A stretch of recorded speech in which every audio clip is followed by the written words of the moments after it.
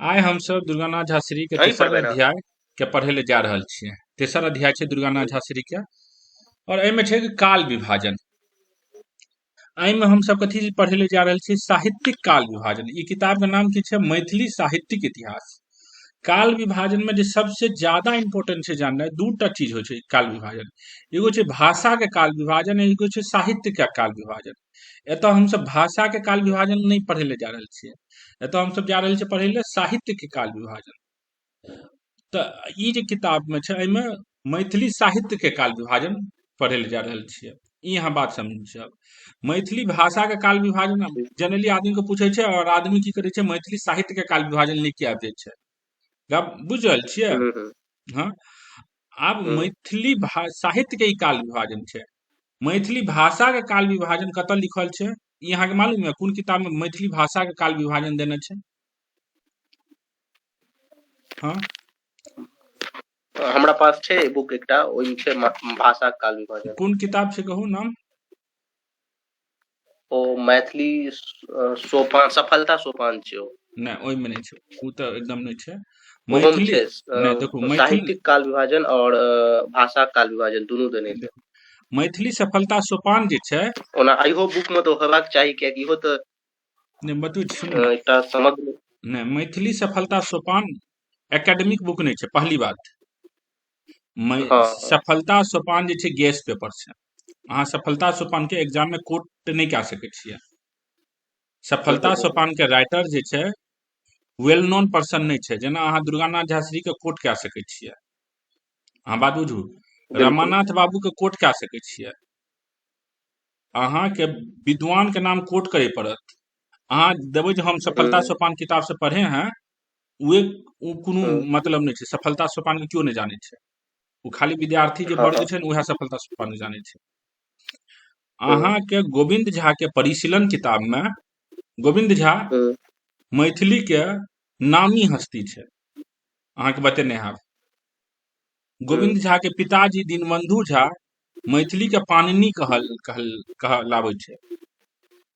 बिल्कुल। हाँ, तो मैथिली के जे परिशीलन जे छै हम्म। गोविंद झा द्वारा लिखल, ओहि में हाँ। मैथिली भाषा के काल विभाजन करने छै 4 भाग में। अच्छा। हाँ, ई अंतर खाली अहाँ बुझू। हम सब मैथिली साहित्य के काल विभाजन पढ़े ले जा रहल छियै, मैथिली भाषा के काल विभाजन पढ़े ले नहीं जा रहल छियै। मैथिली भाषा के काल विभाजन अगर हमरा पढ़े के छै तऽ हमरा मैथिली परिशीलन गोविंद झा में लिखल छै सबसे नीक हम्म। काल विभाजन, मैथिली भाषा के काल विभाजन। मैथिली भाषा और साहित्य, कोनो भाषा और साहित्य, चाहे संसार के कोनो भाषा और साहित्य में कम से कम 200 से 300 वर्ष के अंतर मानल जाइ छै। क्या कि पहले भाषा आबै छै और भाषा से साहित्य आबै में समय लागे छै। हम्म। बात बुझ रहल छियै ना? हम्म। हाँ, अहाँ किछु किछु टीचर के देखबै नोट्स, हम नाम नहीं लेब अखन, हम्म। उ सब की करे छै भाषा और साहित्य दुनू के मिक्स कए दै छै काल विभाजन के समय। तऽ हमर इएह सुझाव ये जे अहाँ भाषा और साहित्य के एकदम क्लियरली समझू, जे कतऽ भाषा के काल विभाजन पूछल छै, जे मैथिली भाषा के काल विभाजन, तऽ मैथिली भाषा के काल विभाजन हमरा लिखनाइ छै, ओतऽ मैथिली साहित्य के काल विभाजन नहीं लिखनाइ छै। अंतर बात बुझ गेलियै? हाँ। हाँ, कतऽ भेटत? मैथिली परिशीलन गोविंद झा में। हम्म। आब तऽ हमसब काल विभाजन, जो टॉपिक के नाम छै काल विभाजन, एकर छै पॉइंट मैथिली साहित्य के काल विभाजन, नहीं कि मैथिली भाषा के काल विभाजन। आगू बढ़ी। साहित्यिक इतिहासकारक के अपन लेखन कार्यक आरंभ में ही सर्वाधिक कठिन, दुरूह, महत्वपूर्ण निर्णय लेबय पड़ैत अछि। ऐतिहासिक काल विभाजनक प्रसंग, जे साहित्य के इतिहासकारक रहे छै, ओकरा सबसे कठिन जे काज रहे छै, जे ओकर काल विभाजन के कोन आधार पर काल विभाजन करी। मैथिली के इतिहास तऽ सर्वप्रथम अंग्रेजी में लिखी प्रकाशित कैल डॉक्टर जयकांत मिश्र। जयकांत मिश्र जे छै अंग्रेजी में सबसे पहले लिख के प्रकाशित कल मैथिली के इतिहास, और तकर हम्म। मैथिली रूपांतर कल श्री कृष्णकांत मिश्र। मुदा समय समय पर साहित्यिक संक्षिप्त परिचय देबाक निमित्त आनो आन विद्वान लोकनि अपन अपन मंतव्य प्रकाशित केने छथि। तऽ मैथिली के इतिहास, मैथिली इतिहास सर्वप्रथम के लिखने छै जयकांत मिश्र, वो अंग्रेजी में लिखने छलै। अहाँ सुभद्रो हम्म। जाके देखबै तऽ अंग्रेजीए में छै, ग्रियेशनो जे छै वो अंग्रेजीए में लिखने छै। तऽ हम्म, शुरुआतमे जे मैथिलीके विद्वान सब छलै ओ अंग्रेजिएमे लिखै छलै सबटा। ओकर अखन रमानाथो बाबूके अहाँके देखने हेबै, तऽ ऑथेंटिक जे सब मैथिलीके काज भेलैए ओ सब अंग्रेजीमे होइ छलै। कियाकि अंग्रेजी जे पढ़नाहार छलै भाषाके, लैंग्वेजके एक्सपर्ट सब जे छलै ओ विद्वान सब अंग्रेजिए समझै छलै। ई सब हम्म, जे लैंग्वेज के हिस्ट्री लिखल जाइ छलै उ सब यूनिवर्सिटी के लेवल टीचर सब ले लिखल जाइ छलै, गांव देहात के विद्यार्थी ले नहीं लिखै छलै जो ओकरा हिंदी में लिखतियै या मैथिली में लिखतियै। विद्वान आदमी के द्वारा विद्वान आदमी के लिए लिखल जाइ छलै। बात बुझलियै? हम्म, विद्वान आदमी के हम्म, द्वारा विद्वान आदमी ले लिखल जाइ छलै। तें जते नीक मैथिली किताब सब छै प्राचीन सब अंग्रेजी में लिखल छै। चाहे रमाकांत बाबू के हो कि जयकांत बाबू हो कि सुभद्र झा के हो कि गोविंद झा के हो, सबसे फेमस जे ये ग्रेसन ओहो अंग्रेजीए में छै। तऽ ई कह रहल छी जे मैथिली के इतिहास तऽ सर्वप्रथम अंग्रेजी में लिखी प्रकाशित कयल डॉक्टर श्री जयकांत मिश्र और तकर मैथिली रूपांतर कयल श्री कृष्णकांत मिश्र। मुदा समय समय पर संक्षिप्त परिचय देबाक निमित्त अनेक आन विद्वान लोकनि अपन अपन मंतव्य प्रकाशित केने छथि। वही विद्वान सब में डॉक्टर उमेश मिश्र, अपन आवाज बंद कऽ लिए तऽ आवाज अथी आबि रहल है, जरूरत है तो हाँ ऑन करब। वही विद्वान सब में डॉक्टर उमेश मिश्र कृष्ण जन्मक भूमिका और मैथिली भाषा और इतिहास, उमेश मिश्र जे छै कृष्ण जन्म के भूमिका में लिखने छै मैथिली भाषा के, मैथिली साहित्य के काल विभाजन। हम तो जखनो कहबै मैथिली के काल विभाजन मैथिली साहित्य के काल विभाजन मानल जाय। डॉक्टर उमेश मिश्र कृष्ण जन्मक भूमिका मैथिली भाषा इतिहास दूटा जगह में। कुमार गंगानंद सिंह मैथिली साहित्यिक प्रगति, doctor Shri Kumar Subhadra Jha formation of Maithili language, professor Ramanath Jha एही पुस्तक आमुख, स्वर्गीय भोलालाल दास मिहिरक मिथिलांकन, डॉक्टर व्यथित मैथिली साहित्यिक इतिहास, डॉक्टर धीरेन्द्र मैथिली प्रकाश, मेघातिथि मैथिली साहित्यिक प्रमुख कवि। ई सब जे कवि सबके नाम ये ई सब मैथिली साहित्यिक काल विभाजन करने छै। केना केना करने छै वो आगू हम सब पढ़बै। प्रोफेसर राधाकृष्ण चौधरी, डॉक्टर दिनेश कुमार झा मैथिली साहित्यिक आलोचनात्मक इतिहास आदि के नाम अग्रगण अछि। डॉक्टर दिनेश कुमार झा के मैथिली साहित्यिक आलोचनात्मक इतिहास किताब ये बहुत नीक किताब, एग्जाम पर्पस ले ऐसे नीक किताब भए नहीं सकै छै। एकदम पॉइंट बाय पॉइंट एमे आंसर देने छै, बात देने छै जकरा अहाँ एग्जाम में डायरेक्टली लिख सकै छियै। तो दिनेश कुमार झा के मैथिली साहित्यिक आलोचनात्मक इतिहास सबसे उत्तम की किताब छै एग्जाम पर्पस ले। अहाँके एकदम पॉइंट बाय पॉइंट सबटा एमे पॉइंट सब लिखने छै। जेना अहाँके कोनो नेपाली नाटक के विशेषता हो कि कीर्तनिया नाटक के विशेषता हो या काल विभाजने हो, तो सबसे संक्षिप्त सबसे पॉइंट वाइज आंसर फॉर्मेट में इहा देने छै। प्राय सब केओ एकरा आदि मध्य और आधुनिक खंड में विभाजित कयल अछि। तो मैथिली साहित्य के सब केओ आदि मध्य और आधुनिक खंड में विभाजित केने छै। ई वाला लाइन के अहाँ लिख लियो जे मैं आदि मध्य और आधुनिक खंड में सब केओ विभाजित केने छै। कतुक व्यक्ति आनहु दृष्टिए एकर प्राकांतर नामांकन कयल अछि जाहि प्रसंग आगां विचार कयल जायत। तो सबसे मेन जे फेमस जे मैथिली साहित्य के काल विभाजन छै से छै कथी आदि मध्य और आधुनिक काल विभाजन। मैथिली साहित्यिक आदि काल सर्वाधिक विवादक विषय थिक। तो मैथिली साहित्य के जो आदिकाल छै से सर्वाधिक विवाद के विषय छै। मैथिली साहित्यिक आदिकाल सर्वाधिक विवादक विषय थिक। डॉक्टर उमेश मिश्र, डॉक्टर कुमार गंगानंद सिंह, स्वर्गीय भोला दास और प्रोफेसर धीरेन्द्र आदि कालक आरंभ 8वीं शताब्दीक अंतिम चरण से मानल अछि।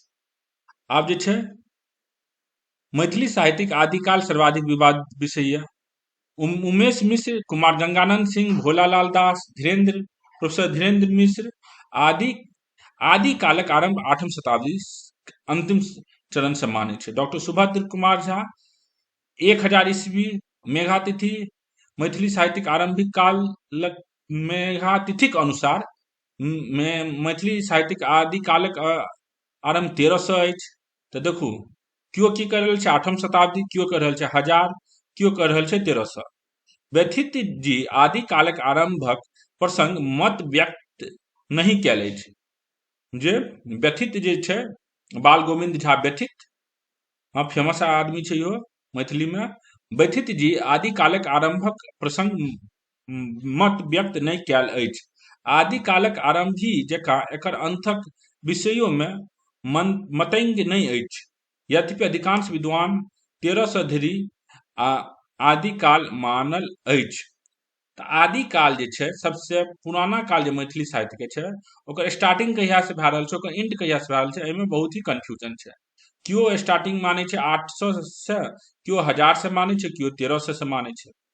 और एंडिंग जे छै आदिकाल के मोस्टली जे छै आदमी ओकरा 1300 तक माने छै। डॉक्टर व्यथित और धीरेन्द्र एकर सीमा रेखा 24-25 वर्ष तऽ राधा कृष्ण चौधरी और डॉक्टर दिनेश कुमार झा 50 वर्ष और आगा बढ़ा दैत छथि। तऽ धीरेन्द्र प्रोफेसर धीरेन्द्र मिश्र जे छै आदिकाल के अंतिम सीमा 1325 तक बढ़बै छै, दिनेश मिश्र 1350 तक बढ़बै छै, उमेश मिश्र 1400 तक बढ़ा दै छै। डॉक्टर उमेश मिश्र एकरा 100 वर्ष और आगा 1400 धरि मानल अछि। डॉक्टर जयकांत मिश्र 1600 ईस्वी और मेघातिथि 1556 धरि मानल अछि। ई सब जे स्टार्टिंग और एंडिंग छै आदि काल के, ओकर काल देने छै डेट, एकरा एकदम क्लियर ढंग से एगो ब्लॉक बना के आगू नीक से छै, ओमे अहाँके देखब के विद्वान कथी मानने छै। आब देखू एहिमे की छै, उपलब्ध तथ्यक, एक मिनट, उपलब्ध तथ्यक सांप्रतिक आधार पर अखनुओ धरि आदि कालक आरंभक प्रसंग निश्चित रूपे निर्णय नहि लेल जा सकै छै।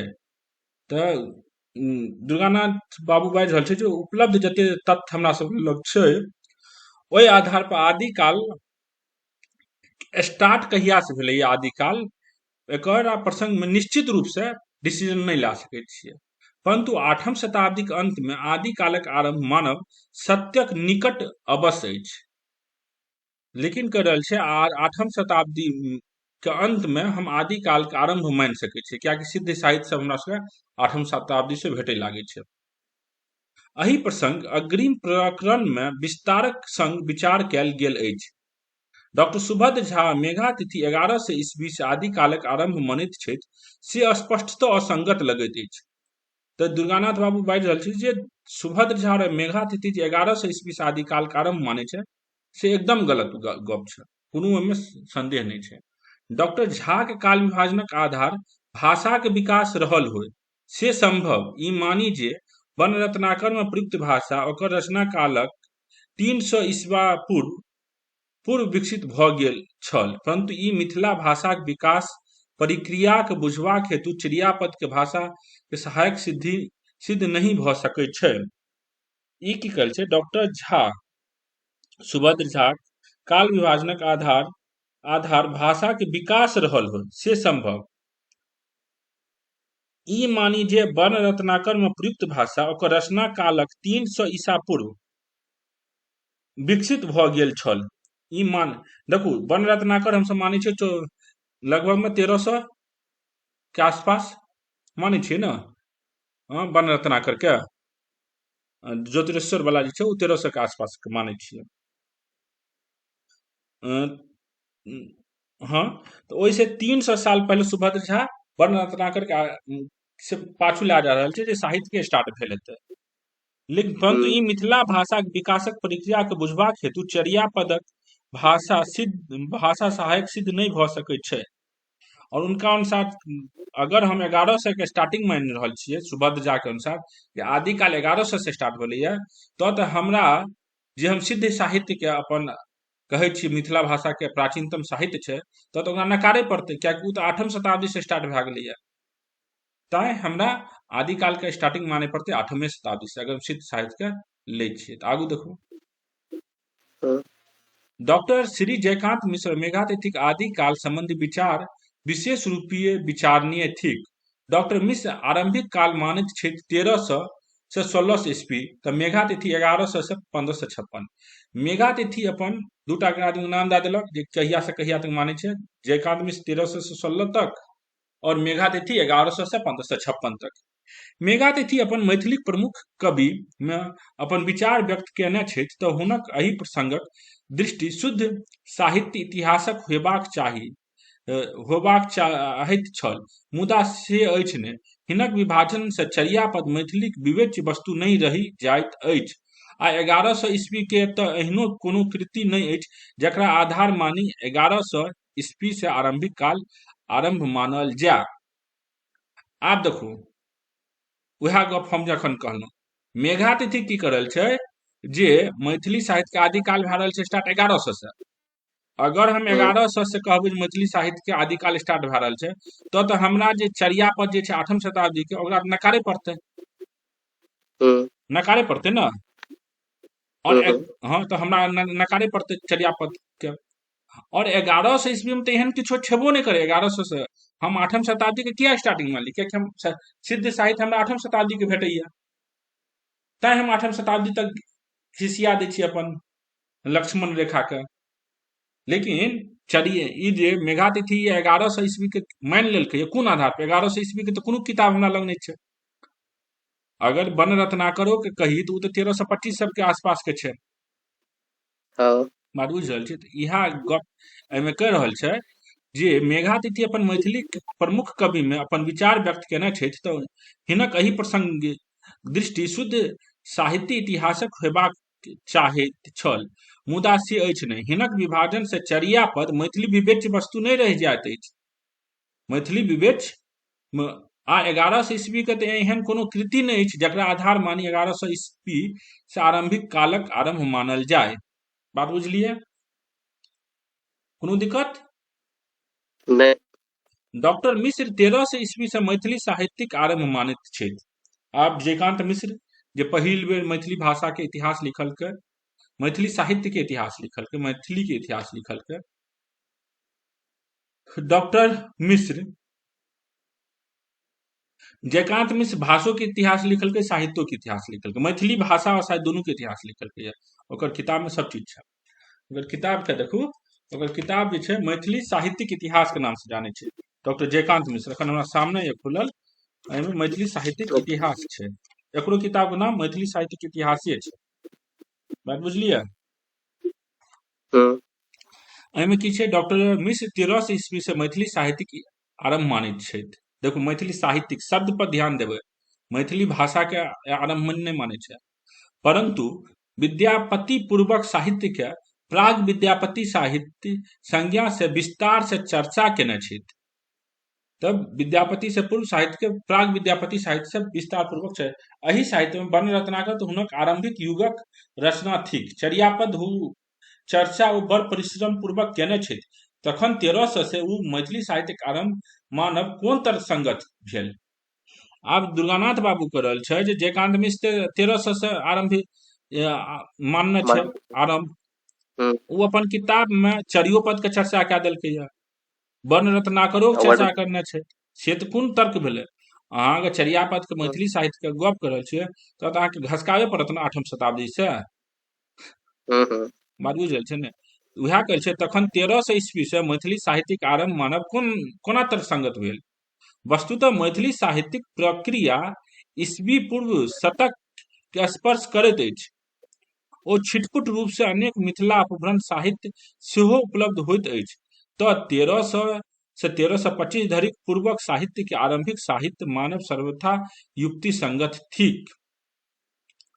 वस्तुतः मैथिली साहित्यिक प्रक्रिया ईस्वी पूर्व शतक के स्पर्श करैत अछि।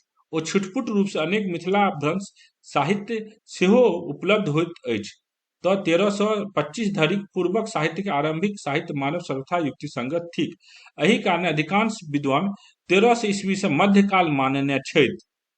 1300 ईस्वी से मध्यकाल मानने छथि। प्रोफेसर धीरेश्वर झा धीरेन्द्र सेहो इहा मानै छथि। अंतर एतबे जे ओकरा मध्यकाल नहीं कह ओकरा 3 खंड में विभाजित कैल अछि। मध्यकाल के 3 खंड: ज्योतिषवर युग, विद्यापति युग और उत्तर विद्यापति युग। धीरेश्वर झा धीरेन्द्र मध्यकाल नहीं कह के ओकरा 3 खंड में ज्योतिषवर युग 1324 से 1412, विद्यापति युग 1412 से 1527 और उत्तर विद्यापति युग 1527 से 1860। विद्यापति युग और उत्तर विद्यापति युग जे विद्यापति युग और उत्तर विद्यापति युग संबंधी हुनक मंतव्य से सहमत भेल जा सकैत अछि, परंतु ज्योतिरेश्वर नाम से एक पृथक युगक कल्पना उचित नहीं बुझी पड़ैत अछि।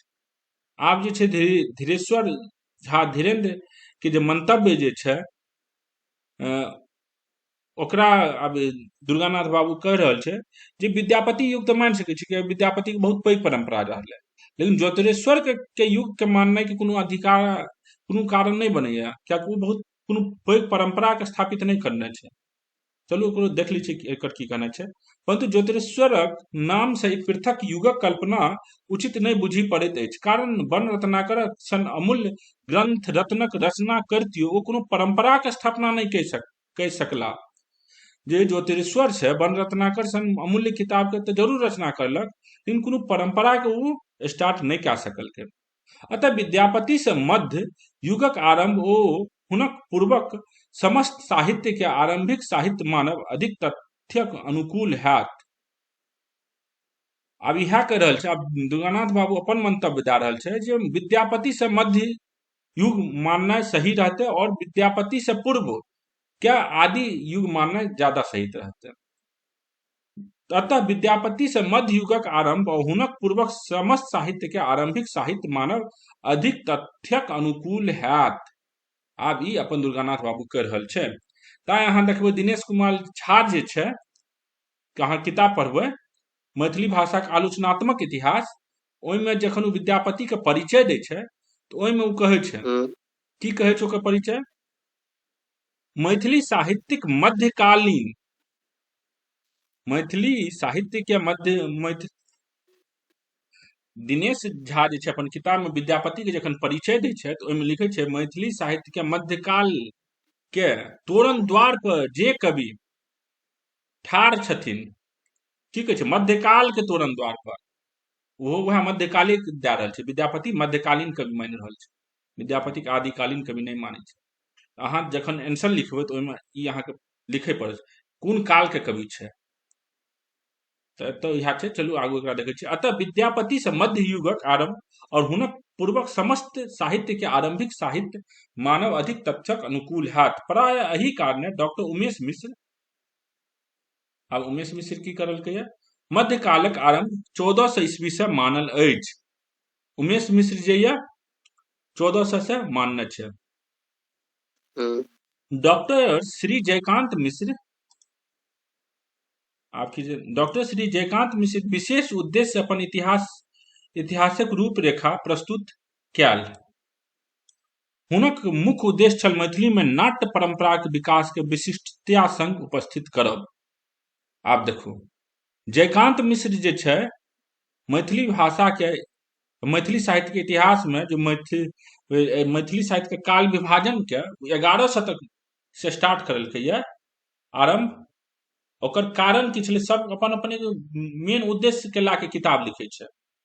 दुर्गानाथ बाबू ई कह रहल छै कि सब राइटर के किताब के लिखे के एक मेन उद्देश्य होइ छै और ओहि उद्देश्य के स्थापित करे में वो बाकी जे कंटेंट से ओकरो आगू पाछू करे छै। बात बुझलिए। जयकांत मिश्र के किताब के मेन चीज जे छै वो छै कीर्तनिया नाच।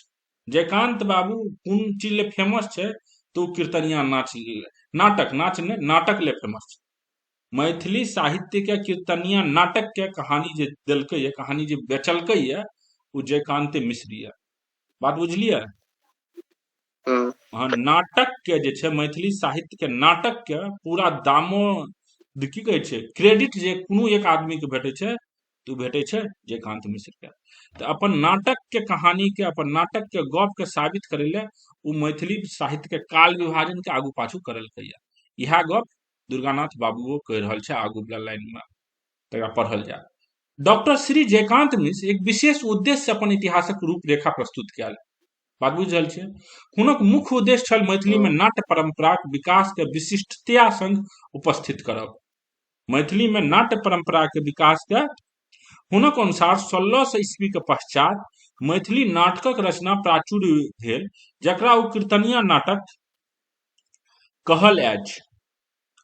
हाँ, 1600 ईस्वी के पश्चात मैथिली नाटकक रचना प्राचुर्य भेल, जकरा ओ कीर्तनिया नाटक कहल अछि। हुनक अनुसार विद्यापति द्वारा मैथिलीक पदावलीक जे सशक्त धारा प्रभावित भेल, से उमापति से नाट्य रचनाक प्राचुर्य द्वारा एक महत्वपूर्ण प्रौढ़ दिशांतर के प्राप्त कऽ नव युग में प्रवेश कयल।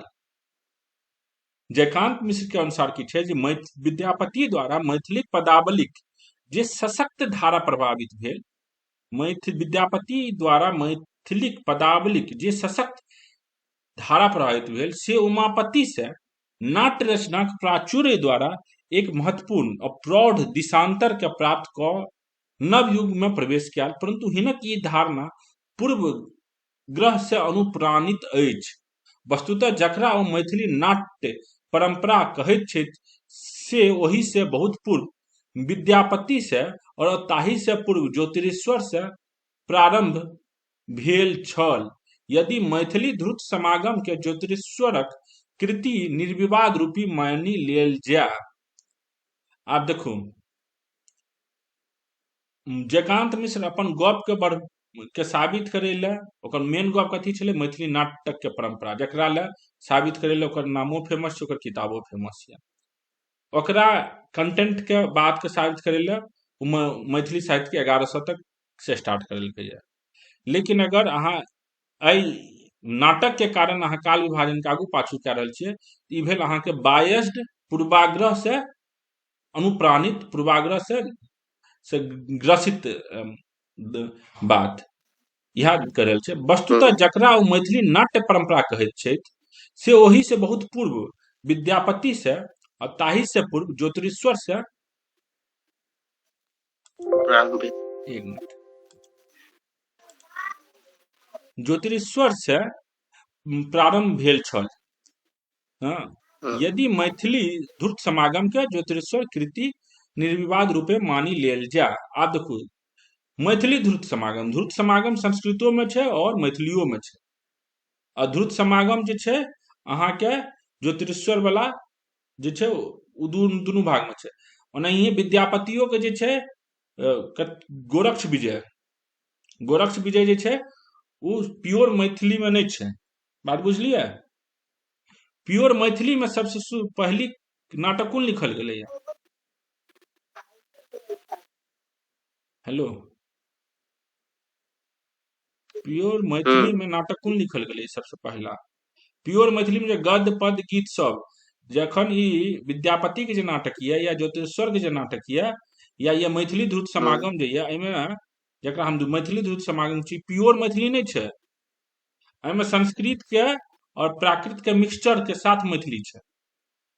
बात बुझलिए? प्योर मैथिली के नाटक लिखल के ये जीवन झा, सुंदर संयोग। जीवन झा आधुनिक मैथिली के नाटक ले बहुत फेमस छै, वो हम सब पढ़बै। अहाँ तखन बात डेविएट भए जेतै, एतने समझू जे ज्योतिरीश्वर से प्रारंभ भेल छल मैथिली ध्रुत समागम के ज्योतिरीश्वर कृत निर्विवाद रूप मानि लेल जाय।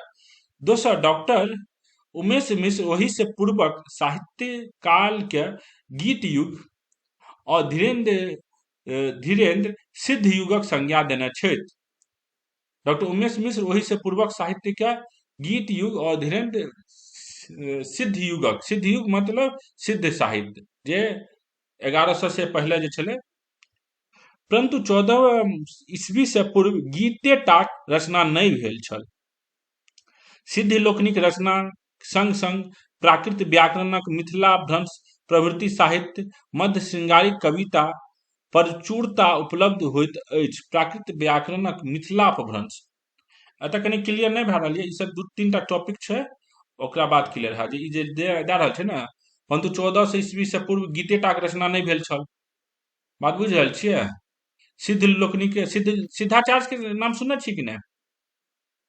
हाँ हाँ, सिद्ध सब रहे, वो सब अलग साहित्य लिखलकै।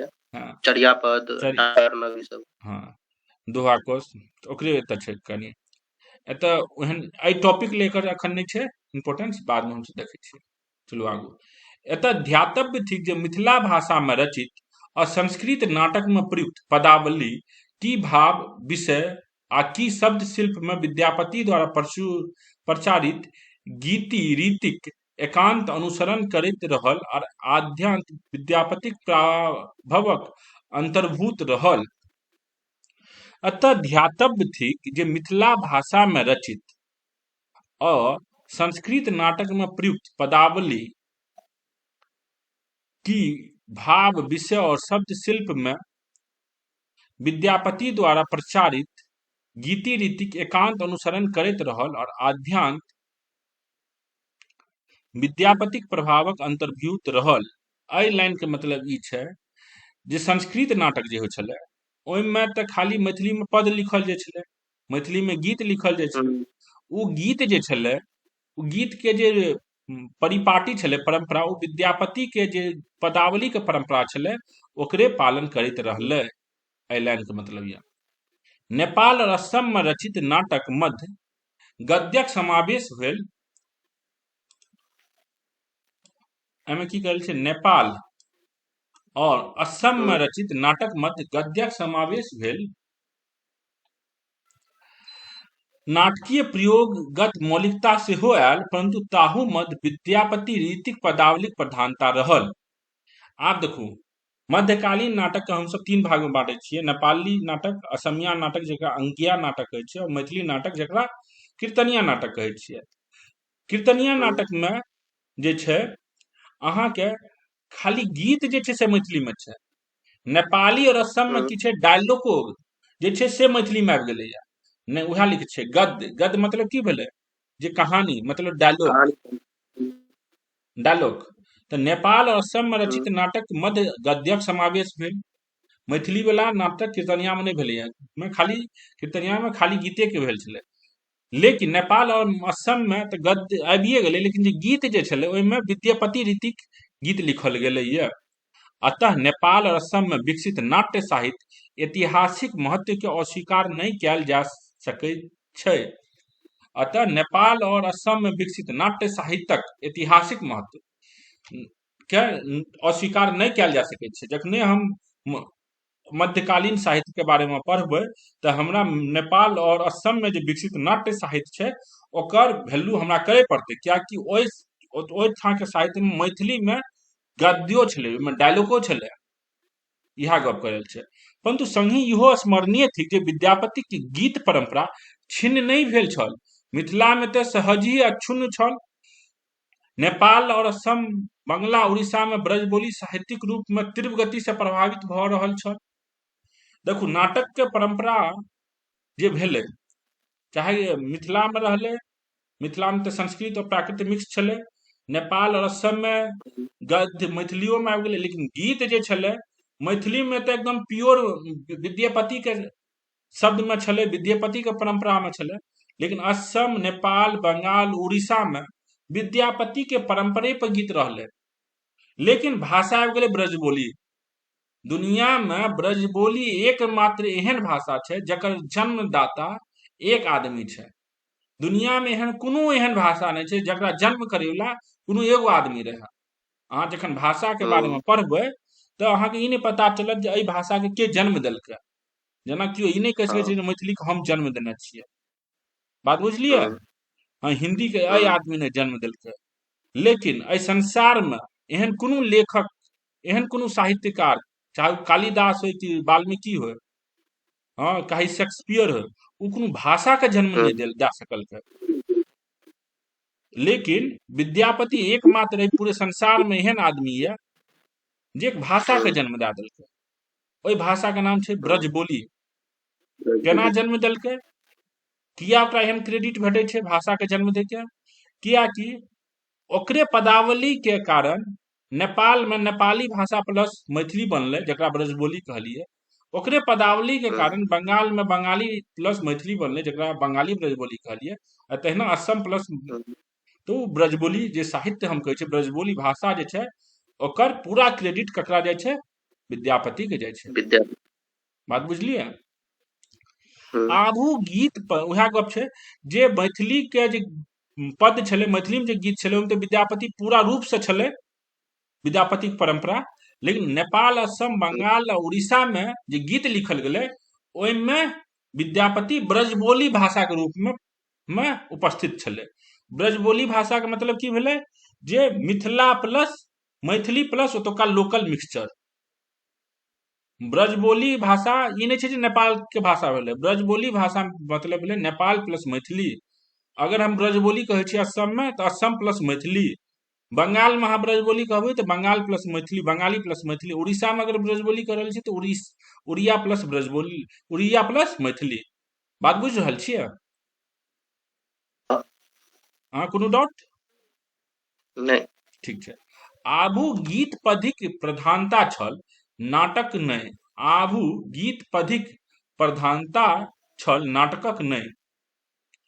इहो जे गीत सब जे होइ जे नाटक सब जे होइ छलै ओतऽ, चाहे हम्म, अ, नेपाल में करी कि अपन बिहार मैथिल बिहार में करी, दरभंगा मिथिला में करी, ओतऽ गीत सबके प्रधानता होइ छलै। आदमी सब जे, कियाकि अशिक्षित आदमी सब मेनली सब लिखै जाइ छलै, जखन जन सामान्य लए ओ सब गीत के ज्यादा प्रधानता दै छलै।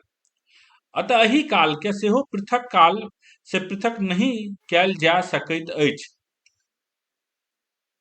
एहि कारणे स्वर्गीय रमानाथ झा हमर एहि इतिहासक आमुख में दुईटा युग मानैत छथि: विद्यापति युग, प्राचीन युग, कृष्ण काव्य युग, चंदा झा युग, नवीन युग और राम काव्य युग। रमानाथ बाबू मैथिली साहित्य के दुइये युग में बांटने छै, विद्यापति युग या प्राचीन युग और कृष्ण काव्य युग, और दोसर चंदा झा युग या नवीन युग या राम काव्य युग। अब इहो गलते छै, इहो किया गलत छै आगू हमसे डिस्कस करबै, किताब में कहीं डिस्कस भए नहीं तो हम ही डिस्कस कए देब। ई मत प्रत्यक्ष रूपे 1350 से 1860 धरि मध्य युग मान्य छथि। माननीय अधिकांश विद्वान द्वारा समर्थित अछि। जे रमानाथ बाबू के जे छै विद्यापति युग और चंदा झा, एकरा बारे में दुर्गानाथ बाबू कह छै, ई मत प्रत्यक्ष रूपे 1350 से 1860 ईस्वी धरि मध्य युग मानी अधिकांश विद्वान द्वारा समर्थित छथि। केवल मेघातिथि मात्र किछु वर्ष घटा बढ़ा डॉक्टर जयकांत मिश्रक समर्थन केने छथि। मेघातिथि जयकांत मिश्र के समर्थन केने छथि। एहि मध्य युगक आरंभक 450 वर्षक पश्चात 1827 से विभिन्न रूपक काव्य रचना प्रक्रिया पूर्वक अपेक्षा अधिक तीव्र भेल। मैथिली में काव्य रचना करीब हीन नहीं करब, काव्य रचना करब हीन नहीं बुझल जाय लागल छल, तथा भाषा और अभिव्यक्ति शिल्प सेहो पांडित्य होय लागल। तैं चतुर्भुज उमापति से काव्यगत प्रवृत्ति में किछु नवीनता अवश्य परिलक्षित होइत अछि। देखू एतऽ लाइन में ई कह रहल छै, शुरुआत में विद्योपति अगर देखल जाए तो विद्यापति के मैथिली में एकोटा किताब छै लिखल, कोनो किताब नहीं लिखल छै। विद्योपति किछु एकोटा मैथिली में किताब नहीं लिखलकै। किया नहीं लिखलकै? किया कि मैथिली जे छै विद्यापति के समय में जस्ट एक एंटरटेनमेंट के लैंग्वेज मानल जाइ छलै। जेना अखन भोजपुरी हम सब कथी मानै छियै? जस्ट मनोरंजन के लैंग्वेज माने छै। भोजपुरी के इज्जत के नजर से हम सब नहीं देखे छियै। कोनो technical paper, philosophical paper Bhojpuri में नहीं आबै छै। बात बुझलिए? कोनो विद्वान जे छै जकर दुनिया में नाम रहे से भोजपुरी में नहीं लिखे छै। तैं विद्यापति कोनो ज्ञान के बातें, फिलोसफी के बातें उ मैथिली में नहीं लिखलकै। विद्योपति ज्ञान के बातें, उपदेश के बातें, नीक बात सब जे संस्कृते में लिखलकै या भट्ट में लिखलकै, मैथिली में नहीं लिखलकै। कियाकि मैथिली के हीन लैंग्वेज मानल जाइ छलै, मैथिली के मनोरंजन के लैंग्वेज मानल जाइ छलै। इएह तऽ कह रहल छै, मैथिली में काव्य रचना करब हीन नहीं बुझल जाय। बाद में 18वीं शताब्दी जखन चंदा झा सब एलैये तखन मैथिली में काव्य रचना होनाइ शुरू भेलैये। बात बुझलियै? जखन ई सब एलैये मनबोध सब, तखन एहिमे नीक नीक गप, विद्वान वाला गप सब एलैये। कियाकि शुरुआत में मैथिली के उएह स्थिति छलै जखन जे स्थिति आइ भोजपुरी भोजपुरी के छै। बात बुझलियै? हाँ, कियो नीक प्रकांड पंडित सब जे छै आइ जेना भोजपुरी में नहीं लिखै ले चाहे छै, ओहिना नहीं ओहो सब विद्योपतियो नहीं लिखलकै। विद्योपति खाली गीते लिखलकै। जेना अखन भोजपुरी के गीत हिट होइ छै ने, जे लगा ले लाल लिपस्टिक की सब छै ने, उ सब गीत छै मैथिली भोजपुरी के। ओहिना मैथिली ओहि समय में इंटरटेनमेंट के लैंग्वेज छलै, जन सामान्य लेल। तऽ ओहिमे काव्य रचना हीन मानल जाइ छलै, इएह गप एहिमे लिखलकै यऽ। लेकिन 18वीं शताब्दी से उमापति जखन एलै, चतुर्भुज एलै, तऽ एहिमे नया नया साहित्य सब एनाइ शुरू भेलैए।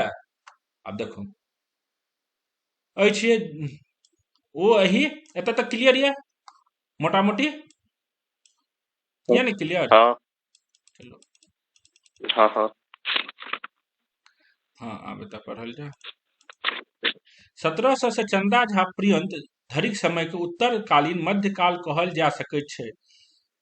ओ ओही से पूर्वक 1300 से 1700 ईस्वी के पूर्व कालीन मध्यकाल।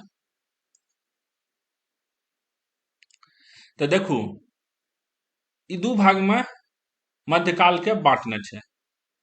जे विद्यापति के जे काल जे छै, विद्यापति युग जे रमानाथ बाबू एगो विद्यापति युग करे छै, और चंदा झा युग करे छै। चंदा झा युग भए गेल आधुनिक युग, चंदा झा जी। विद्यापति युग भए गेल मध्यकाल युग।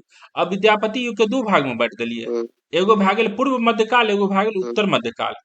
पूर्व मध्यकाल भए गेल 1300 से 1700, और 1700 से चंदा झा जे 1860 माने छियै हम सब, उ भए गेल अहाँके उत्तर मध्यकाल। बात बुझलिए? प्रोफेसर धीरेन्द्र 14 से 12 से 15 से 27, अखन ई सब उत्तर मध्यकाल, पूर्व मध्यकाल, ई सब छलै रमानाथ बाबू के कहानी। रमानाथ बाबू केना केलकै, अब धीरेन्द्र बाबू के हम सब कहानी पाबिए।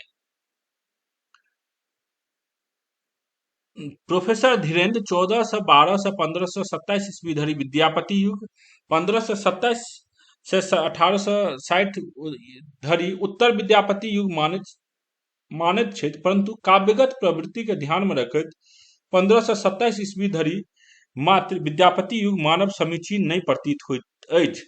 आ फेर दुर्गानाथ बाबू कहै छै 15 से 27 ईस्वी के किया उत्तर विद्यापति युग मानलकै यऽ, पता नहीं चल रहल छै। जे 15 से 27 में एहन कोन साहित्य भेट गेलै जकरा आधार पर उ उत्तर के स्टार्ट कए देलकै 15 से 27 के, किया 15 से 27 ईस्वी के मानि लेलकै, ई कल छै। एही कालक सीमा विभाजन में ओ प्रायः डॉक्टर जयकांत मिश्र से प्रभावित बुझी पड़ैत छथि, यद्यपि समग्र रूप से ओही साहित्यिक विकासक मर्म अनुभव करैत अवश्य प्रतीत होइत अछि।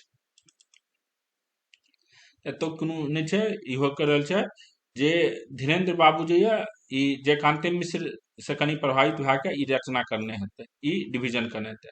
आब चलू मध्य युगक अंत और आधुनिक युगक आरंभ विषय में मध्यांतर अछि 60 वर्षक मात्र। आब देखू सबसे जे क्लियर डिवीजन छै से छै मध्य युग के अंत कहिया भेलैया और आधुनिक युग कहिया स्टार्ट भेलैया। ये आधुनिक युग बहुत आदमी या तो 1800 से माने छै या 1860 से माने छै। मध्य युग आधुनिक युग के स्टार्टिंग में ज्यादा कंफ्यूजन नहीं छै। कुमार गंगानंद सिंह और डॉक्टर सुभद्र झा 1800 ईस्वी से और प्रोफेसर राधा कृष्ण चौधरी 1830 ईस्वी से आधुनिक युग आरंभ मानैत छथि।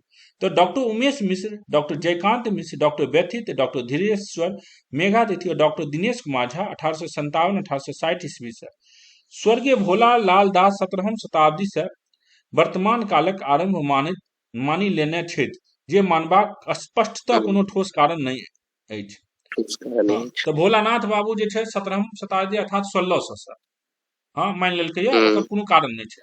फेमस जे मध्य आधुनिक काल ये उ दुएटा छै, या 1800 से मानू या 1860 से मानू। 1860 हाँ मेनली जे मानल जाइ छै 1860 के मानै छियै। चलू देखै छियै एकरा 1800 से 1830 ईस्वी से सेहो आधुनिक युगक आरंभ मानबाक कोनो ठोस कारण नहीं भेटैत अछि। आब जा रहल छै 1800 से या 1830 ईस्वी से सेहो आधुनिक युगक आरंभ मानबाक कोनो ठोस कारण नहीं भेटैत अछि। नहीं तऽ तत्कालीन कोनो साहित्य उपलब्ध अछि, आ नहीं मिथिला में एहन कोनो राजनीतिक अथवा सामाजिक घटनाक सूत्र प्राप्त होइत अछि जकर मिथिलाक सांस्कृतिक जीवन में प्रभाव पड़ल होय। आब ई कह रहल छै जे 1800 से या 1830 में एहन किछु नहीं भेट रहल छै, कोनो साहित्य नहीं भेट रहल छै, कोनो राजनीतिक सामाजिक घटना नहीं भेलै जकरा कारण हम सब 1800 से आधुनिक काल के मानिए। आब 1860 के किया मानिए ओकरा बारे में देखू। 1860 ईस्वी में दरभंगा राज कोर्ट ऑफ वार्ड्सक शासन में चलि गेल और अंग्रेजी शिक्षाक प्रसार आरंभ भेल छल। 1860 में कोर्ट ऑफ वार्ड्स के अंतर्गत चलि गेलै, की होइ छै कोर्ट ऑफ वार्ड्स, उ सब बात के कहानी छै लंबा चौड़ा, बाद में बतायब। 1857 ईस्वी में अंग्रेजी शासनक विरुद्ध सिपाही विद्रोह भेल छल और जाहि से राष्ट्रव्यापी स्वतंत्रताक आकांक्षा सजग भ गेल छल। 1857 में फेमस युद्ध भेलैया, कथी भेलैया? सिपाही मिटुनी, सिपाही विद्रोह। हाँ, सिपाही विद्रोह ओकरे कारण कल छै। मिथिलो में तकर तरंग उपस्थित भेल और से संभव, यद्यपि तत्कालीन मैथिली साहित्य में कतहु ताही प्रकारक भाव व्यक्त भेल नहीं भेटैत अछि। मिथिला में राजनीतिक प्रभाव तो जरूर भेटलै 1857 के, लेकिन साहित्यिक कोनो प्रभाव हमरा नहीं देखाई दैया, ई कह रहल छै दुर्गानाथ बाबू। मिथिलो में तकर तरंग उपस्थित भेल हो से संभव, यद्यपि तत्कालीन मैथिली साहित्य में कतहु ताही प्रकारक भाव व्यक्त भेल नहीं भेटैत अछि। भाषा साहित्यिक गौरवक अभ्युदय प्रकांतर से अंग्रेजी शिक्षा से संबंध अवश्य अछि, परंतु भाषा साहित्यिक गौरवक अभ्युदय प्रकांतर से अंग्रेजी शिक्षा से संबंध अवश्य अछि, परंतु अंग्रेजी शिक्षा के आरंभ से मैथिली साहित्यिक सर्जना में वस्तु और शिल्प मूलक नूतन प्रवाह गत शताब्दी में उपस्थित भेल, तकर दृष्टांत कतौ उपलब्ध नहीं होइत अछि। मतलब ई कह रहल छै जे आधुनिक मैथिली में अंग्रेजी भाषा के जरूर इम्पैक्ट पड़लैया, लेकिन परंतु अंग्रेजी शिक्षा के आरंभ से मैथिली साहित्यिक सृजन में वस्तु और शिल्प मूलक नूतन प्रवाह गत शताब्दी में उपस्थित भेल, अर्थात लास्ट 18वीं शताब्दी में तुरंत उपस्थित भए गेलै, तकर कोनो दृष्टांत नहीं भेटै छै। बात बुझलियै? हाँ, तो एहिमे कहि रहल छै जे अंग्रेजी शिक्षा से एतबीटा भेल जे लोकक ध्यान अपन मातृभाषाक महत्व दिशि आकृष्ट भेल। अंग्रेजी शिक्षा देखो भेलैया कि जे अंग्रेजी शिक्षा जे छै ने अपन मिथिला में बहुत लेट से एलै। शुरुआत में अंग्रेजी शिक्षा के प्राप्त इच्छुक नहीं छलै पढ़े लिखे के, मिथिला में कम से कम।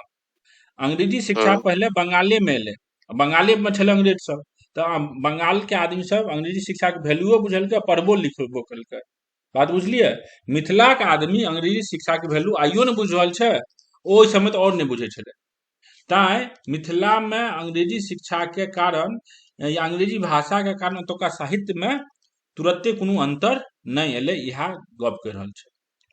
अंग्रेजी शिक्षा से एतबिएटा भेल जे लोकक ध्यान अपन मातृभाषा के महत्व दिशि आकृष्ट भेल। अंग्रेजी शिक्षा के आबै के कारण आदमी के अपन भाषा के बारे में इम्पोर्टेंस ज्यादा भेटलै, इम्पोर्टेंस बुझा देलकै। अखनो दरभंगा के आदमी के मैथिली के वैल्यू नहीं समझ में आबै छै, ओकरा लागै छै हमर अपने भाषा ये, हाँ, वो मेहनत नहीं करे चाहे छै, ओकर अध्ययन नहीं करे चाहे छै, वो हई दृष्टि से देखे छै मैथिली भाषा के। जते मैथिली भाषा के मिथिला के आदमी जे मिथिला में रहे छै से खराब नजर से देखे छै, जे मिथिला के बाहर रह रहल छै उ तो मैथिली के बहुत नीक से इज्जत दै छै। अहाँ ई बात मानू, जे मिथिला में रह रहल छै उ अपन मैथिली भाषा के कनियोटा इज्जत नहीं दै छै। नहीं कहे छै घर के मुर्गी दाल बराबर। हाँ, घर के मुर्गी दाल बराबर। हाँ, तो वह स्थिति छै, आइयो छै मिथिला में और पहलियो छलै। लेकिन तहाँ इहा देलकै जे अंग्रेजी के शिक्षा के आबे के बाद आदमी के इहो पता चले जे हमरो एटा अपन मातृभाषा ये, कियाकि जखन बाहर जाय लागले तो ओकरा अंग्रेजी बाजे में दिक्कत होइ छलै, तो ओकरा लागले बाप रे बाप, हमरा तो केहन अपन बड़का चीज भेटल ये मैथिली भाषा। वह करल छै जे भाषा के महत्व अहाँ बुझलियै जखन अहाँ अंग्रेजी भाषा में पढ़े लागलियै, अहाँ दोसरा के गप करैत सुनलियै, छै कि नहीं? अगर अहाँ ककरो अंग्रेजी में देखबे नहीं करतियै, अहाँ वैल्यू देतियै अपन भाषा के? नहीं देतियै। अंग्रेजी शिक्षा से एतबिएटा भेल जे लोकक ध्यान अपन मातृभाषाक महत्व दिशि आकृष्ट भेल। मैथिली भाषा में पद कवित्वक अतिरिक्त गद्य पद दुनू प्रकारक लोक उपयोगी साहित्यक अभ्युदय दिशि संवेदनशील प्रतिभाक ध्यानाकर्षण भेल, जकर प्रथम स्फुरन मुख्यतः चंदा झाक रचना में फलीभूत भेल परिलक्षित होइत अछि, और सेहो गत शताब्दीक अंतिम 2 दशक में। आब देखू की भेलै, ई सब जे छलै चंदा झा, जे आधुनिक मैथिली भाषा के तोरण द्वार पर जिनकर नाम सबसे बेसी फेमस जानल जाय छै, दुएटा आदमी के मैथिली भाषा में रीढ़ मानै छियै, दूटा हड्डी जानै छियै के? एगो विद्यापति है चंदा झा। चंदा झा। विद्यापति की करलकै? पद लिखलकै, बात बुझलियै। हम्म और लेकिन मैथिली भाषा ले किछु नहीं करलकै, ई अहाँ जानि लिअ। विद्यापति मैथिली भाषा के प्रसिद्धि ले किछु नहीं करलकै। ओकर काज जे की हम्म छलै, खाली पद लिख के अपन चलि गेलू। लेकिन मैथिली के भाषा के ने ई के बनबै में, जे मैथिलियो एक नीक भाषा छै, हम्म मैथिलियो में नीक से रचना करे ले, हाँ, मैथिली के इज्जत दै ले दुनिया के सामने अगर केओ आदमी के नाम लेल जा सकै छै, से छै चंदा झा। बात बुझलियै? मैथिली के दोसर भाषा के समान इज्जत दै में, मैथिली के दुनिया के देखबै ले जे मैथिलियो एगो भाषा छै जाहिमे नीक रचना होइ छै और भए सकै छै, ओकर रीढ़ हड्डी कहल जाय तऽ चंदा झा। आइ हम सब अगर यूपीएससी हम्म बीपीएससी या एमए बीए केओ कए रहल छै, तऽ ओ विद्यापति के कारण नहीं कए रहल छै, वो कए रहल छै ककरा कारण? चंदा झा हाँ के कारण। अगर चंदा झा नहीं रहतियै तो केओ मैथिली नहीं पढ़तियै। खाली इंटरटेनमेंट के लैंग्वेज विद्यापति ओकरा बना के चलि गेल छलै। बात बुझलियै? हम्म विद्यापति फेमस हम्म जरूर छै, लेकिन विद्यापति मैथिली भाषा के इंटरटेनमेंट के लैंग्वेज बना के गेल छै। चंदा, विलासिता के वस्तु बनाए छै। हाँ, चंदा झा की करलकै? ओकरा भाषा के रूप में इज्जत देलकै। हम्म बात बुझलियै? आइ अगर हम सब हाँ मैथिली पढ़ि रहल छियै, तऽ हम सबके कृतज्ञ होय के चाही चंदा झा के। बात बुझलियै? ई बात तऽ चंदा झा के बारे में सबसे इम्पोर्टेंट गप ई छै जे अगर आइ केओ किताब में देख रहल छै मैथिली भाषा के, केओ मैथिली भाषा पढ़ि रहल छै, तऽ ओ चंदा झा के कारण पढ़ि रहल छै। विद्यापति के कारण हम नहीं पढ़ि रहल छियै ई मैथिली भाषा। हम इंटरटेनमेंट के लिए मैथिली भाषा नहीं पढ़ि रहल छियै। बात बुझलियै?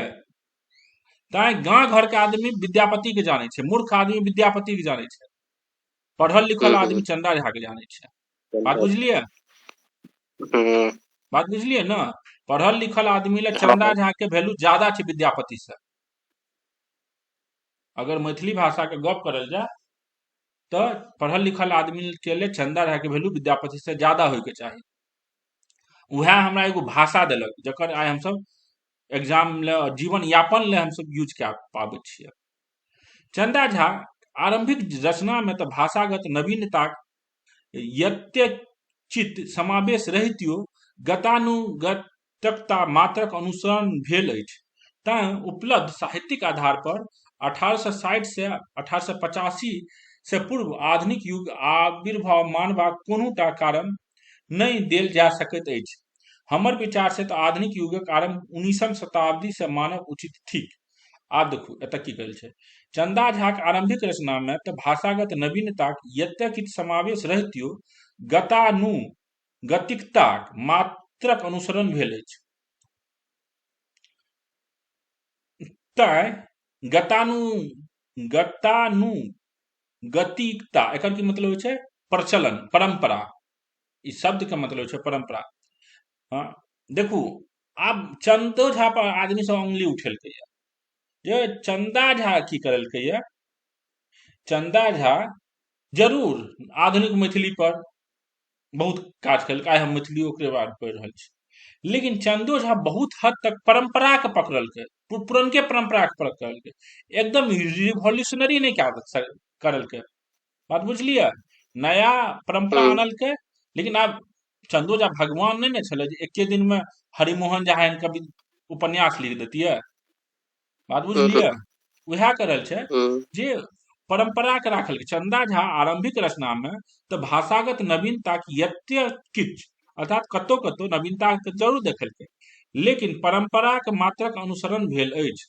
उ विद्यापति के जे कनी मनी परंपरा जे छै ओकर अनुसरण करलकै ये। हम्म तैं उपलब्ध साहित्यिक आधार पर 1880 से 85 से पूर्व आधुनिक युगक आविर्भाव मानबाक कोनोटा कारण नहीं देल जा सकैत अछि।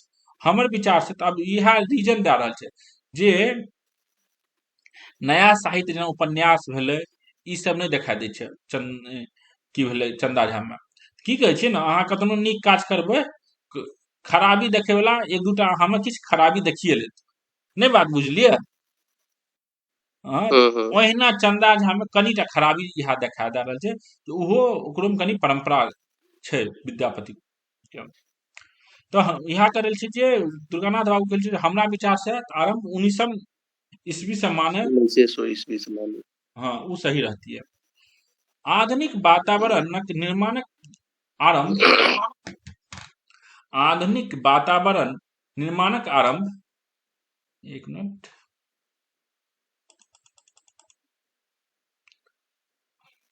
1860 से अवश्य मान्य थिक।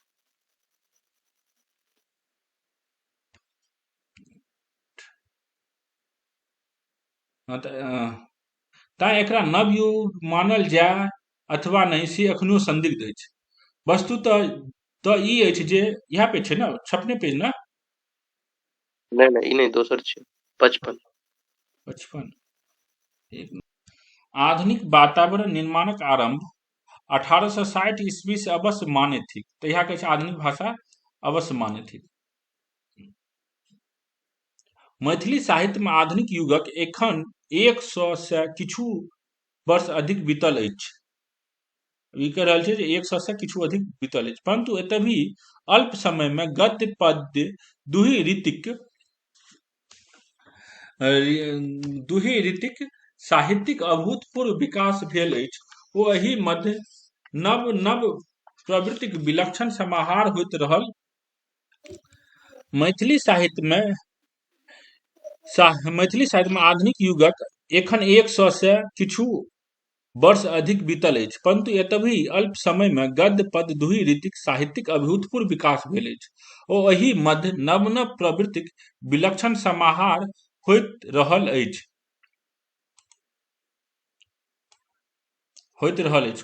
आब लिख रहल छै आब काल विभाजन भए गेल यऽ मोटा मोटी। आब हम सब एकरे बारे में पढ़ि रहल छी कनी। आब इंडिंगे ये कोनो रीति हाँ कतऽ से छियै? पेज नंबर 55 में कोनो रीति नीति अभाव विषय स्थिर नहीं रहल अछि। आब ई कहल छै जे आधुनिक काल में बहुत टाइप के गद्य पद सब लिखल गेलै है, कोनो रीति नीति आब नहीं रहलै है। बात बुझलिए? ई कह रहल छै दुर्गानाथ बाबू जे एतबी अल्प समय में गद्य पद्य दुही रीतिक साहित्यिक अभूतपूर्व विकास भेल अछि। एहिसँ पहले की छलै मध्यकाल सब में एक विद्यापति परंपरा 300 साल तक चललै, 400 साल तक चललै। बात बुझलिए? लेकिन आधुनिक काल में मात्र 100 साल बीतलै है और ओहि में बहुत परिवर्तन आबि गेलै है, इएह कहल छै। परंतु एतबी अल्प समय में गद्य पद्य दुही रीतिक साहित्यिक अभूतपूर्व विकास भेल अछि और ओहि मध्य नव नव प्रवृत्तिक विलक्षण समाहार होइत रहल अछि। कोनो रीति नीति अभाव विषय स्थिर नहीं अछि। परिवर्तनशीलताक गति एतेक तीव्र अछि जे पूर्व मान्यता निरंतर खंडित होइत रहल अछि और नवीन मान्यता स्थापित होबा से पूर्व ही खंडित भऽ जाइत अछि। आब एहन गति से चेंज भए रहल छै जे पूर्व मान्यता तऽ तुरंत खत्म भइए रहल छै और कोनो नवीन मान्यता स्थापित होय से पहले खंडित भए जाइ छै। एहना स्थिति में कतुक विद्वान आधुनिक युग के 2 या 3 उपखंड में विभक्त करबाक मत व्यक्त केने छथि से विचारणीय थिक। आब देखू आधुनिक युग के हम सब चंदा झा युग माने छियै, लेकिन ओकरो बहुत आदमी सब बहुत भाग में बांटने छै। कियाकि हम सब मध्यकाल के विद्यापति युग कह सकै छियै बहुत हद तक, कियाकि ओहि समय ओते चेंजिंग नहीं आबै छलै। लेकिन आब के युग जे छै एहिमे बहुत चेंजिंग एलै है। उदाहरणार्थ प्रोफेसर धीरेन्द्र 1890 से 1925 ईस्वी के पुनर्जागरण युग और 1950 से अर्ध पर्यंत के नव युगक संज्ञा देने छथि। ई आधुनिक युग के विभाजन धीरेन्द्र मिश्र के अनुसार करलकै। एकर विपरीत डॉक्टर दिनेश कुमार 1857 से 1947 ईस्वी धरि ब्रिटिश काल और 1947 के पश्चात समय के स्वतंत्रोत्तर कालक नामे आधुनिक युग के 2 भाग में विभाजित कयल अछि। दिनेश कुमार झा मैथिली साहित्यिक आलोचनात्मक इतिहास में अहिना देने छै ब्रिटिश काल और स्वातंत्रोत्तर कालक विभाजन। चंदा झा देश दशा और सामाजिक अधोगति विषयक यथार्थवादी और नवो उत्थान मूलक रचना द्वारा आधुनिक युगक परिवर्तन कयल और ताही रीतिक रचना 1925-30 धरि होइत रहल। ता एहि युगक चंदा झा युग चंदा झा युग या नव जागरण युग कहब सर्वथा समीचीन थिक, परंतु 1947 से 1950 ई नव युग मानव तर्कसंगत नहीं लगैत अछि। आब कहि रहल छै दुर्गानाथ बाबू कि चंदा झा के युग हम मानि सकै छी 1925 तक, लेकिन 1925 जे 1925 से 1947 तक कोन युग मानिए, एकरा बारे में डाउट ये। 1947 ईस्वी में भारत स्वतंत्र तो अवश्य भेल, परंतु वही से मैथिली साहित्य में होनु उल्लेखनीय ऐतिहासिक दिशांतर उपस्थित भेल होय तकर कोनो प्रमाण नहीं। ई कह रहल छै 47 में जे देश तऽ आजाद भेल, लेकिन ओहिसँ मैथिली साहित्य में कोनो नया परंपरा आयल हेतै तकर कोनो अता पता नहीं चलि रहल ये हमरा। 1925-30 ईस्वी के मध्य भुवन जी द्वारा, सही है ना? हाँ ठीक है। हाँ, अगले फिर से पढ़ू। चंदा झा देश दशा और सामाजिक अधोगति विषयक यथार्थवादी और नवोत्थान मूलक रचना द्वारा आधुनिक युगक परिवर्तन कैल और ताहि रीतिक रचना 1925-30 धरि होइत रहल। बात बुझलिए? एहि युगक चंदा झा युग या नव जागरण युग कहब सर्वथा समीचीन थिक, परंतु 1947 व 1950 से नव युगक मानव तर्क संगत नहीं लगैत अछि। बात बुझलिए? जे 1947 में भारत स्वतंत्र तो अवश्य भेल, लेकिन वही से मैथिली साहित्य में कोनो ऐतिहासिक दिशांतर उपस्थित नहीं भेल ये। 1925 से 30 ईस्वी के मध्य भुवन जी द्वारा प्रगति काव्यक अवतरण भेल और तकर लगले पश्चात असमांतर परंतु ओकर अंग भ नव नव प्रयोग होय लागल। एहि काल में प्रोफेसर हरिमोहन झा कन्यादान प्रकाशित कर नवीन रीति कथा शिल्पक विकास मार्ग के सेहो प्रशस्त करलक। और 1925 में के करल के भुवन जी और हरिमोहन झा नया रीति बनल के, नया साहित्य कथा शिल्प दिलकै ये। एहि कालक पश्चात उच्च कोटिक विभिन्न प्रकारक गद्य रचनाक गति तीव्र भ गेल, अतः ई कालावधि स्पष्टतः दिशांतर सूचित करैत अछि। हेलो, तो ई कालावधि 1925-30 जे छै जरूर एगो दिशांतर मतलब दिशा में अंतर आबि रहल छै 25-30 में, कि 25-30 में कन्यादान एहन कहानी आबि रहल छै। भुवन जी जे छै नया नया कविता, इंस्पिरेशनल कविता सब लिखे छै। कविता क्षेत्र में राजकमलक स्वरगंधा प्रकाशनक पश्चात प्रयोगवादी काव्य रचनाक आंदोलन जकां चंचल और जकर समांतर कथा शिल्पियों मध्य प्रयोगक आग्रह प्रबल भ उपस्थित भेल। तत्पश्चात बड़ शीघ्रता से नव नव वादक अवतारणा और तकरा अस्वीकृत करबाक प्रक्रिया गतिशील भ उठल। अर्थात ई कह रहल छै 1960 में राजकमल स्वरगंधा लिखलकै और ओकर बाद नया नया प्रगतिवाद, आदर्शवाद, मार्क्सवाद, नया नया परंपरा स्टार्ट भेलै। लेकिन एगो परंपरा स्टार्ट हो, दोसर परंपरा ओते खत्म भए जाए कि नया परंपरा स्टार्ट हो, कोनो एगो परंपरा स्थित नहीं रहलै साहित्यकार सबके बीच में। बात बुझलिए?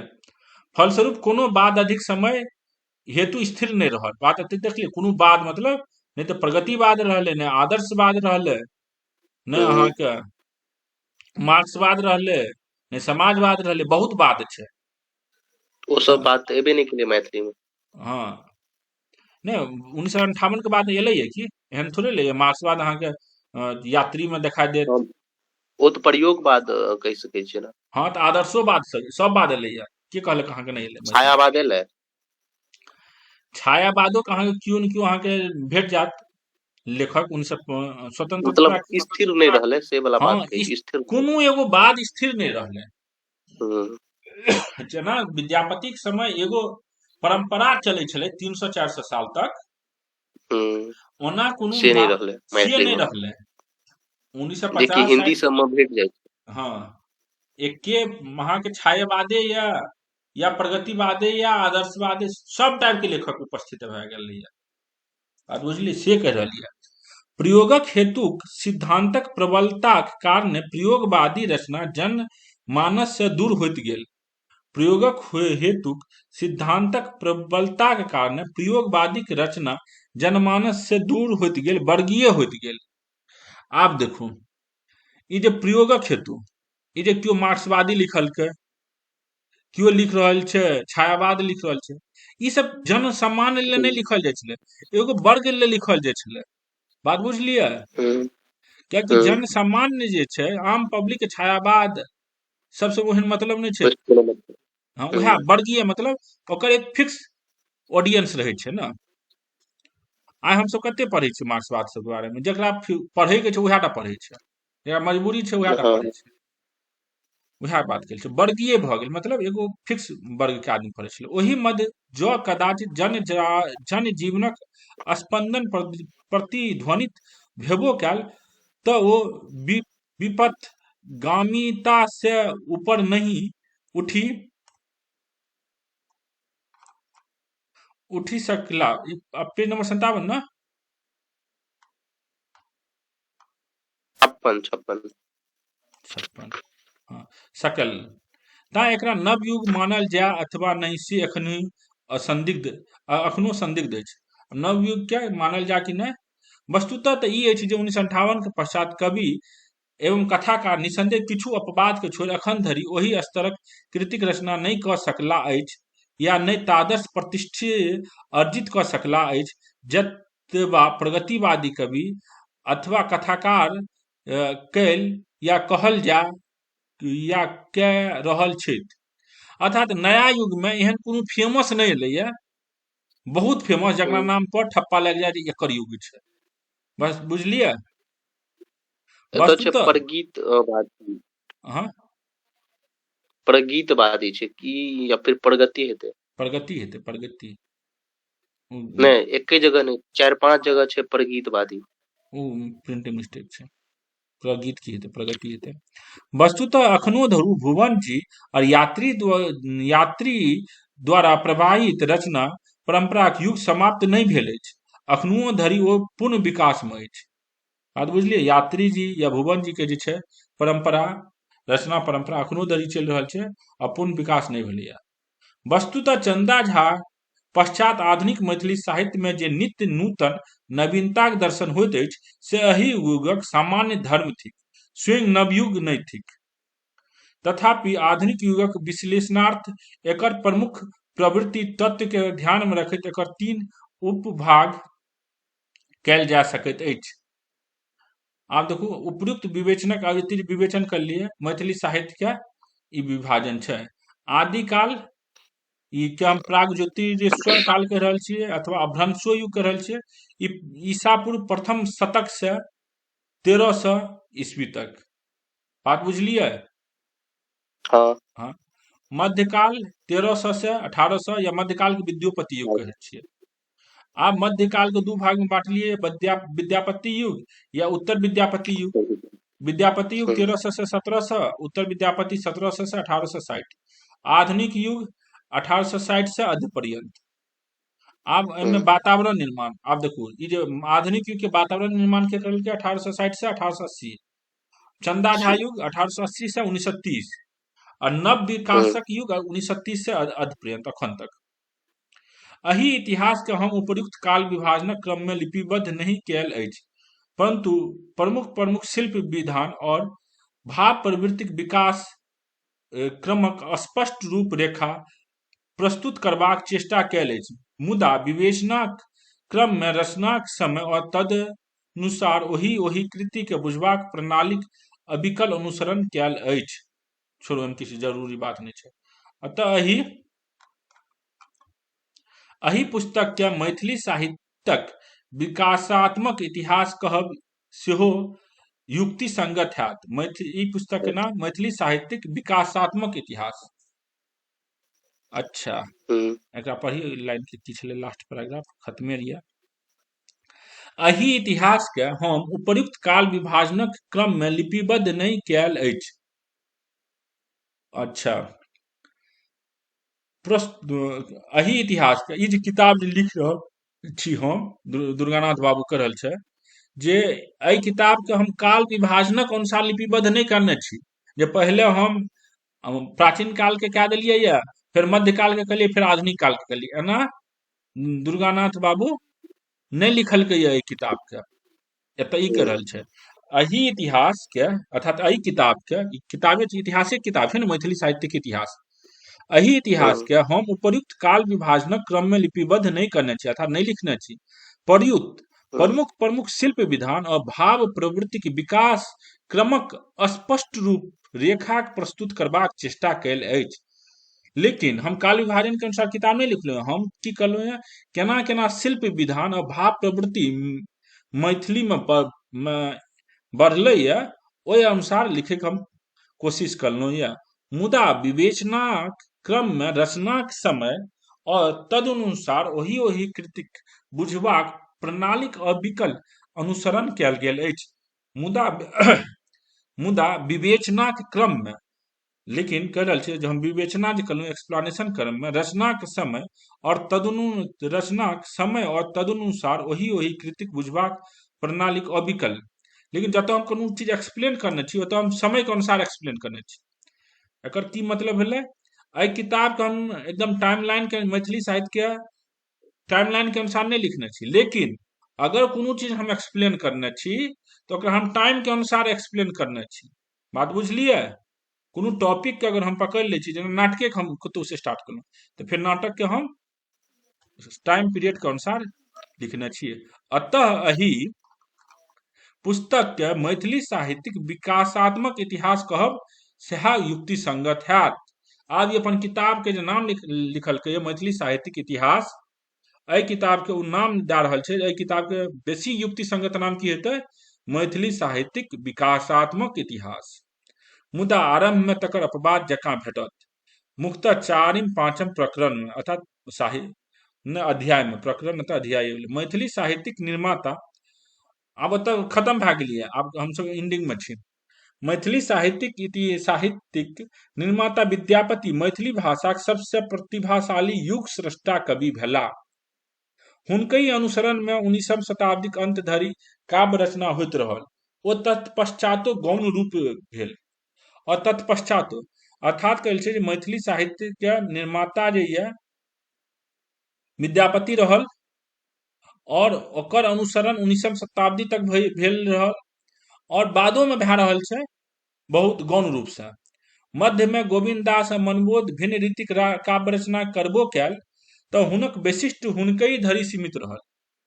गोविंददास या मनबोध मध्यकाल में बाद में गोविंद विद्यापति के बाद रहबो किछु रचना करबो करलकै मध्यकाल में। नहीं, गोविंददास या मनबोध जो विद्यापति के बाद रचना करलकै, इन्हें आधुनिक काली नहीं कहाबै छै। गोविंददास मनबोध जे छै आधुनिक काल में नहीं आबै छै, इहो मध्य काल आबै छै। अहाँ देखबै, हाँ, ई फिर अहाँ कंफ्यूज नहीं भए जायब। गोविंददास मनबोध विद्यापति सब विद्यापति जखन आबै छै मध्यकाल के, अहाँ गोविंदो दास के जे कहबै मध्यकाल कहबै, आधुनिक काल नहीं कहियो कहि देब। मनबोधो के मध्यकाल कहल जाइ छै। आधुनिक काल तऽ 1860-65 से आबै छै। बात बुझलियै? हाँ। मध्य में गोविंददास मनबोध भिन्न रीतिक काव्य रचना करबो कैल। अर्थात देखो विद्यापति के जे परंपरा छै तब 19वीं शताब्दी तक चललै है, 19वीं शताब्दी तक ना। एहि बीच में गोविंददास मनबोध एलै 1900 से पहले, जे किछु काव्य रचना करबो करलकै, लेकिन ओ कोनो परंपरा स्थापित नहीं करलकै है। बात बुझलियै? यहाँ लिख रहल छै मध्य में गोविंददास मनबोध भिन्न भिन्न रीतिक काव्य रचना मध्य में, अर्थात विद्यापति के जे परंपरा 19वीं शताब्दी तक एकदम नीक से चललै। एहि बीच में दूगो फेमस आदमी एलै है, गोविंददास मनबोध, लेकिन ओ कोनो विशेष रचना नहीं करलकै और कोनो विशेष परंपरा स्थापित नहीं करलकै गोविंददास मनबोध। मध्य में गोविंददास मनबोध भिन्न रीतिक काव्य रचना करबो कैल, तैं हुनक वैशिष्ट हुनकई धरि तऽ कोनो स्वतंत्र परंपरा क्रमबद्ध विकास नहीं भेल। तैं देखबै गोविंददास मनबोध पर फिक्स क्वेश्चन छै, चाहे यूपीएससी या बीपीएससी के 4-5टा क्वेश्चन बनिए सकै छै। दुनिया के कियो आदमी गोविंददास मनबोध पर 4-5टा से क्वेश्चन बेसी बनाइए नहीं सकै छै, कियाकि फिक्स छै। विद्यापति पर 1000 क्वेश्चन बन सकै छै, कियाकि विद्यापति मल्टी डायमेंशनल पर्सनैलिटी छै।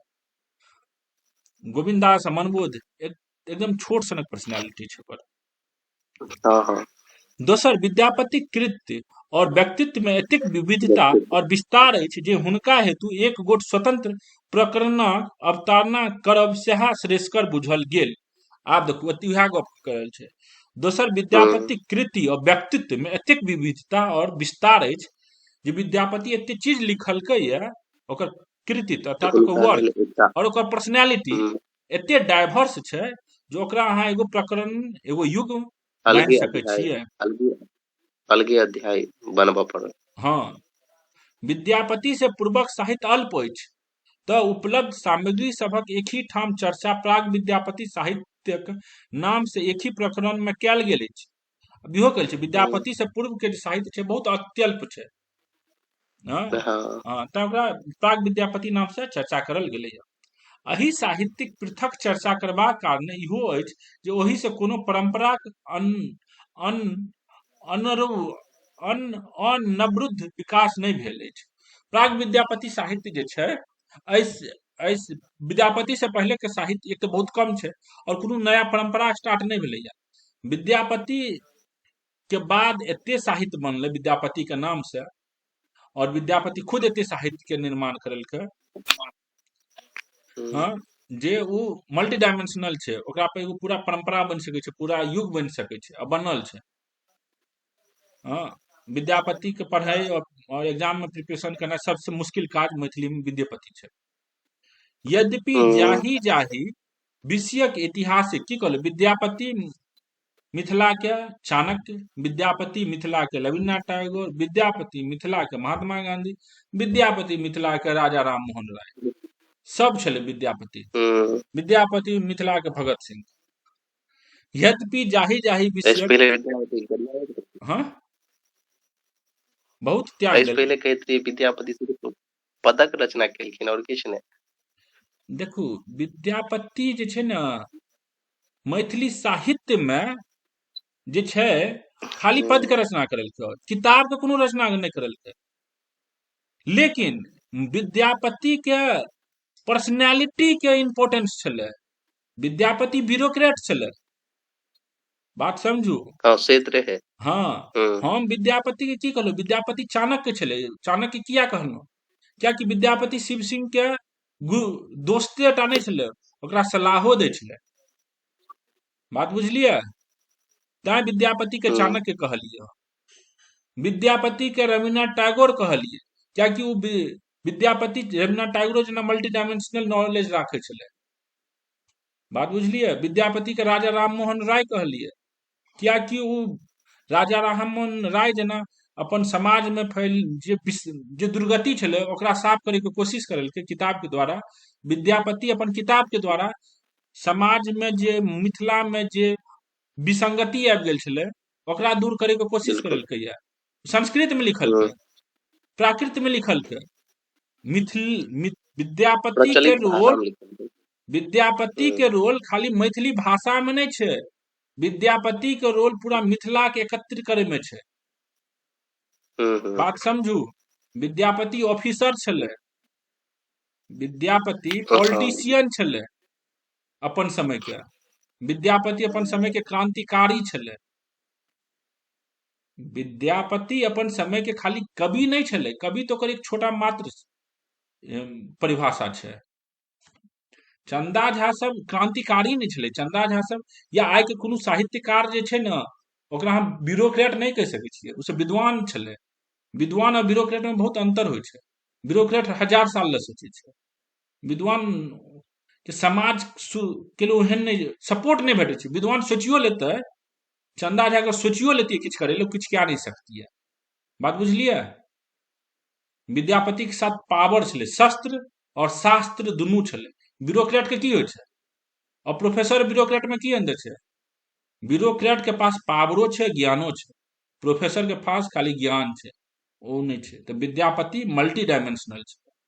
चाणक्य खाली ज्ञान ले नहीं जानल जाय छै, चाणक्य अपन दमो ले जानल जाय छै। उ सब पढ़बै हम सब। अखन आब क्लियर भेल कि नहीं? हाँ चलो। विद्यापति से पूर्वक साहित्य अल्प अछि, तैं उपलब्ध सामग्री सभक एक ही ठाम चर्चा प्राग विद्यापति साहित्य नाम से एक ही प्रकरण में कयल गेल अछि। एहि साहित्यिक पृथक चर्चा करबाक कारण इहो अछि जे ओहि से कोनो परंपराक अनुरूप विकास नहीं भेल अछि। यद्यपि जाहि जाहि विषयक ऐतिहासिक विकास के एहि पुस्तक में देखाओल गेल अछि, तकर प्राकांतर भेदुक विस्तारक संग स्वतंत्र अध्याय में विवेचना कयल जा सकैत अछि।